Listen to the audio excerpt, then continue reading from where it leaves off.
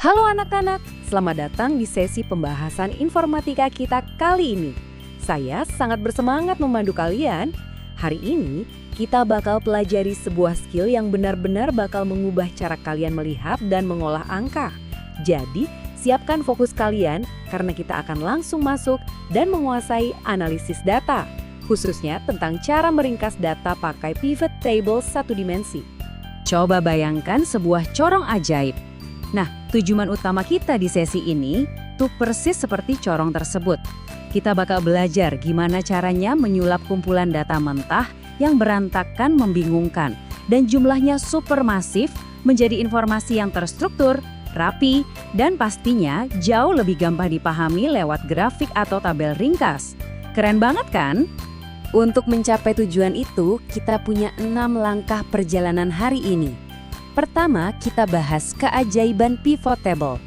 Kedua, 3 mesin utama. Ketiga, langkah praktis pembuatannya. Keempat, mengubah jenis kalkulasi. Kelima, penggunaan filter dan tips belajar. Dan terakhir, kita tutup dengan sebuah misi khusus, misi koperasi damai. Peta perjalanan kita ini jelas banget ya, dari mana kita mulai sampai kemana kita akan berlabuh nanti. Kita akan bergerak pelan-pelan, selangkah demi selangkah, mulai dari sekedar memahami konsep dasarnya dulu, sampai nanti kalian bisa menyesuaikan filter dan fungsi statistik secara spesifik.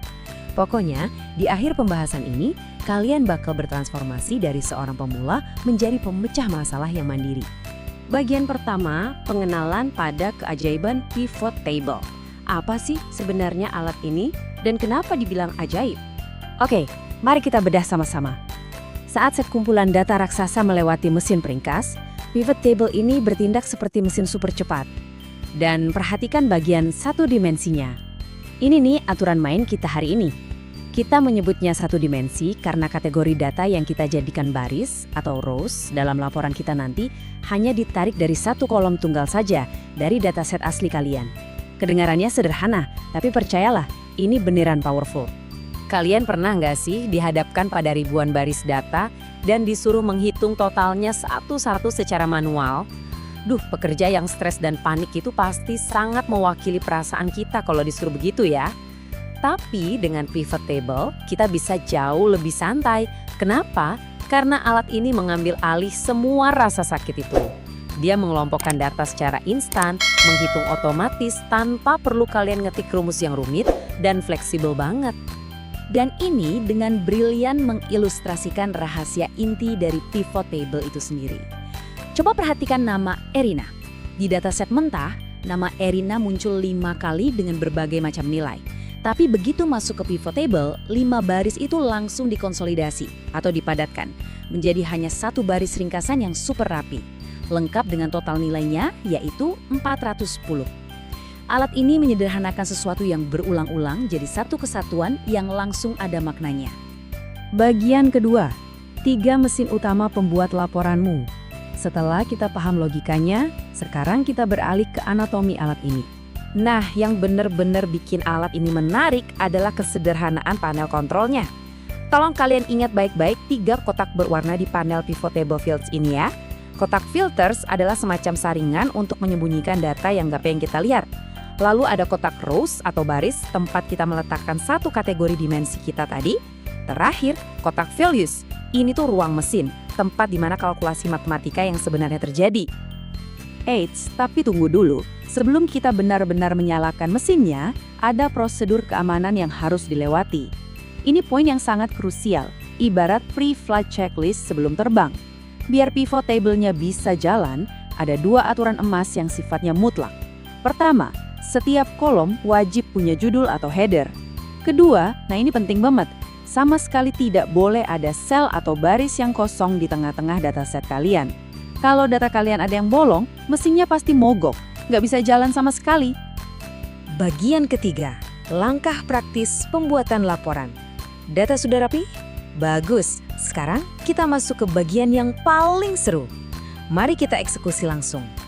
Mari kita lihat gimana cara bikinnya. Langkah pertama itu gampang banget.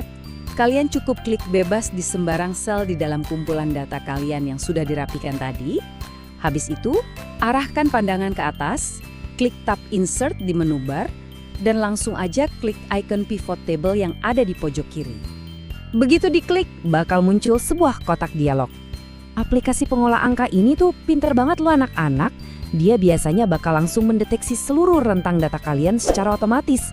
Jadi tugas kalian di sini cuma perlu memastikan kalau opsi New Worksheet sudah terpilih. Kenapa harus gitu? Ya supaya laporan kita nanti dibuat di lembar kerja baru yang bersih, nggak campur aduk sama data mentah. Kalau sudah, tinggal tekan OK.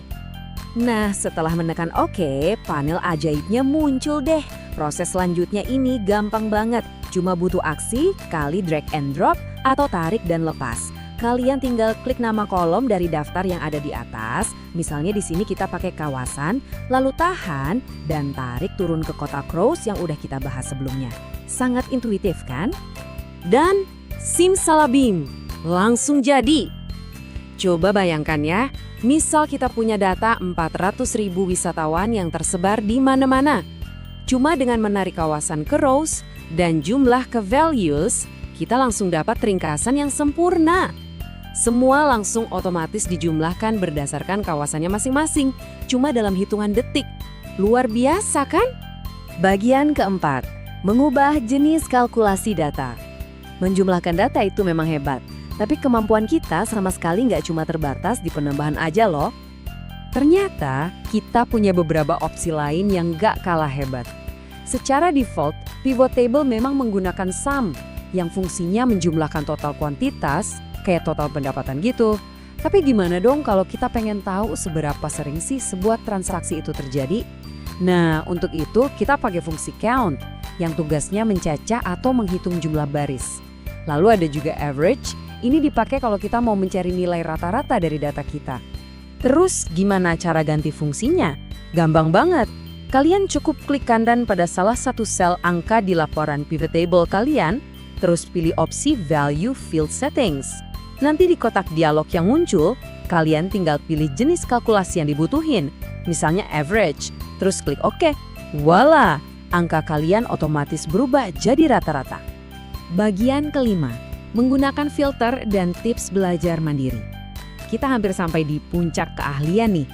Ini adalah skill teknis terakhir supaya kalian bisa benar-benar bekerja secara mandiri. Kalau kalian menarik sebuah field masuk ke kotak filters, kalian bakal dapat tombol drop down kecil di atas tabel. Filter ini kerjanya persis kayak kaca pembesar.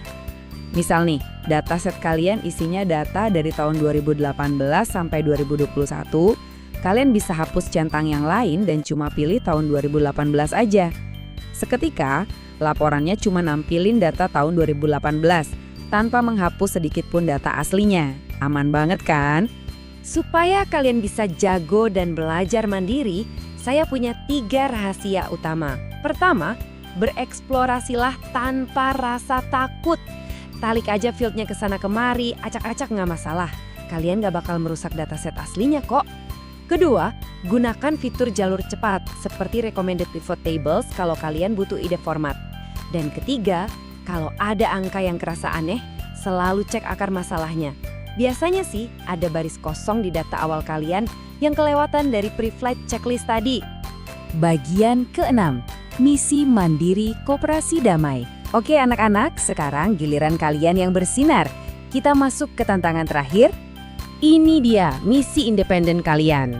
Tahap pertama, buatlah dataset dengan 5 kolom ini di aplikasi pengolah angka kalian. Lalu tahap kedua, jawab 3 pertanyaan ini pakai pivot table. Coba perhatikan baik-baik pertanyaan nomor 2 ya.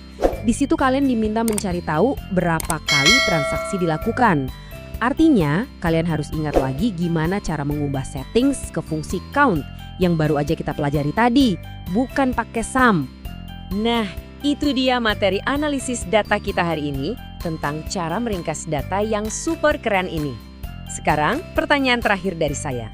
Apakah kalian siap memecahkan misi koperasi damai hari ini? Saya tantang kalian ya. Setelah sesi ini selesai, langsung buka aplikasi kalian dan buktikan skill baru kalian ini. Selamat berlatih, jangan takut buat bereksplorasi, dan sampai jumpa di pembahasan selanjutnya.